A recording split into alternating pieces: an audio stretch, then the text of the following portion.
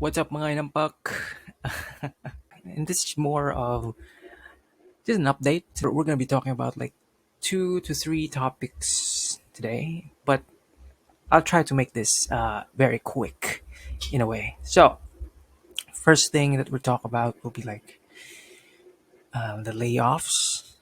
What happened since then? Like almost more than a month ago. The updates in podcasting. Because I was debating if I should record a podcast, record this as a podcast, or just a vlog like this. And the third thing we're gonna talk about is just the imposter syndrome that I'm feeling right now. So there's that. So updates. Since I was let go, um, within that week and then the week after that, there was lots of layoffs as well in the U.S. because my former employer was from the U.S. and yeah, the big tech folks have been laying off Facebook, Google, uh, lots of SaaS type of companies, tech type of companies, and then in the middle of all that, you had the whole thing with the SVB, uh, the bank fiasco, bank run for the tech sector in the U.S. So there's that, which also led to more uncertainty in not just the job market but also the whole tech market and finance.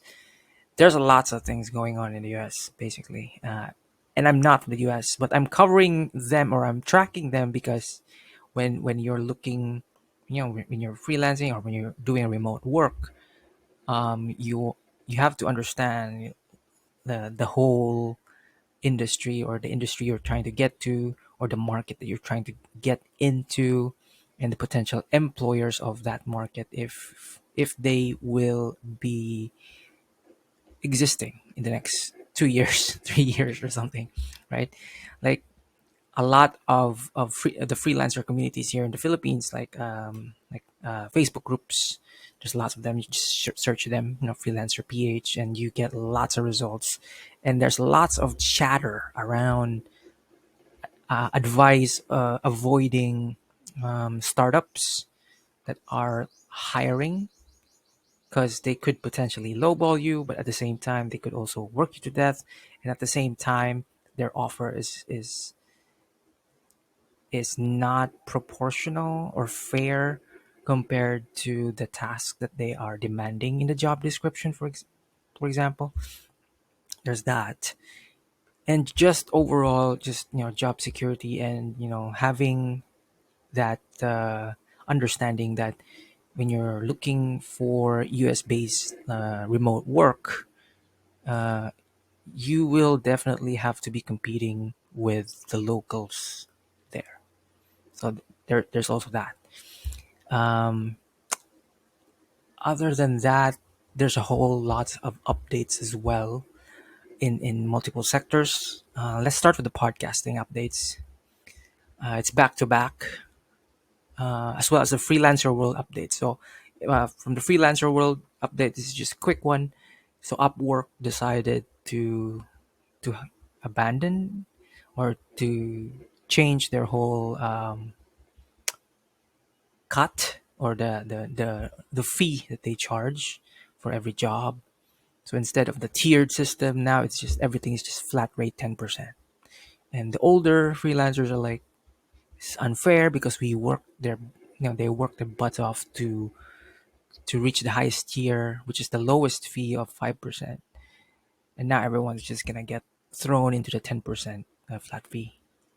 So that's debatable. So it's an advantage, a disadvantage, maybe from an administrative and accounting and financials tracking standpoint from the Upwork side. Maybe that makes it easier for them. Who knows? But that's one update. The second update or second and third updates are from the podcasting world, which made me confused as to how to approach once again my channel because number one, Facebook has just I mean no, not Facebook. YouTube has just introduced podcasting feed in their Creator Studio UI. There's now a category for specific category for podcast categorization. You can just visit the YouTube channel in YouTube for the updates that they have, the deep dive of updates. But in a nutshell, you can now have audio podcasts in YouTube, and this can be distributed in the main app of YouTube as well as the specific app for YouTube, like YouTube Music, for example. So podcasting is going to be promoted, heavily promoted. So whenever there's a new shiny thing for any platform, whether if it's Facebook, Instagram, there's always that bias of the algorithm. Like the once a platform promotes a new feature, they're gonna push it. So if you don't take advantage of it, I mean, you'll get the first mover advantage if you take advantage of it. And this just messed up my whole like uh, podcasting approach and strategy. It's like, okay, this is tricky now, right? Um, yeah, it's a whole can of worms as to my whole podcasting approach. And then another update from Anchor. So, Spotify has bought Anchor, and now they have fully integrated the Anchor app into Spotify for podcasts. Or yeah, so now I have two podcasts under Anchor, which is now Spotify for podcasting, and yeah, I'm just confused. I have to figure. I mean, it's easy to absorb the updates, but it's what's the difficult part is to integrate that and create a plan, a strategy, or an action plan to move forward with that, right? So my main confusion there is that I have my old podcast on the go, which is distributed, uh, which was from the old Anchor system, wherein it was still you like you publish in Anchor, and it's going to be the feed is going to be distributed to multiple podcast platform through RSS, through like it's going to be distributed to Spotify, Apple, Google, Stitcher, and all that. That's the old like setup for my podcast on the go. It still exists. The connections still exist. But then when I set up remote, borderless work podcast, it's only it's manual, and you have to set up the Apple, the Google, and Spotify is just immediate. It's direct, and the other connection to the podcast platform is no longer there. So now I'm like, how do I approach this? And I've been contemplating whether or not I should just combine the two podcasts anyway. And then there's also an update in YouTube specific YouTube for podcasting, which is very specific about you don't have to add the word podcast in your podcast name. But my old podcast is Podcast on the Go, which has a podcast in its name.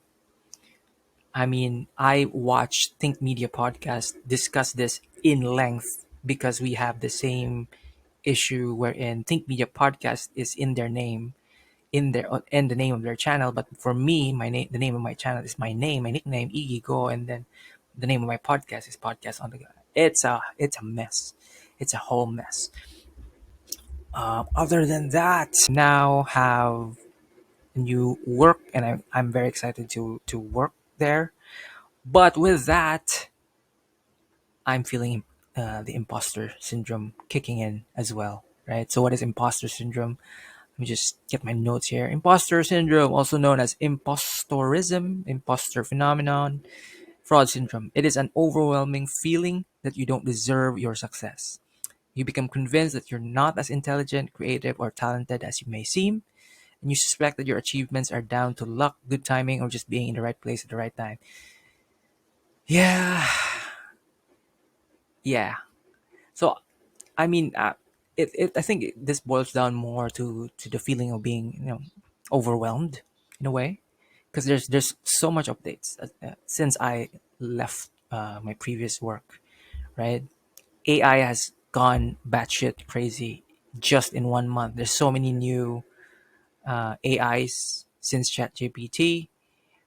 Uh, ChatGPT has been recently updated again.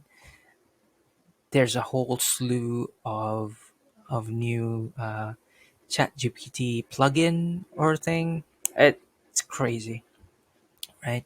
And even in digital marketing world, everyone's scrambling for AI for some reason, trying to figure it out. How can we take advantage of AI uh, from a marketing agency standpoint, from a strategy standpoint, so on and so forth. And even the job descriptions are starting to change. Like, must have experience in using ChatGPT or related AI software like Jasper.ai, Otter.ai, and so on and so forth. And and I'm just like in a way tired of the whole digit. Not tired, but more like, I don't know, fatigued again. But it's a different type of fatigue this time because the updates are just so there's so much updates in the last month alone, right? So much changes. Like, maybe I'm just sick of the very fast pace. Like, let's chill, okay?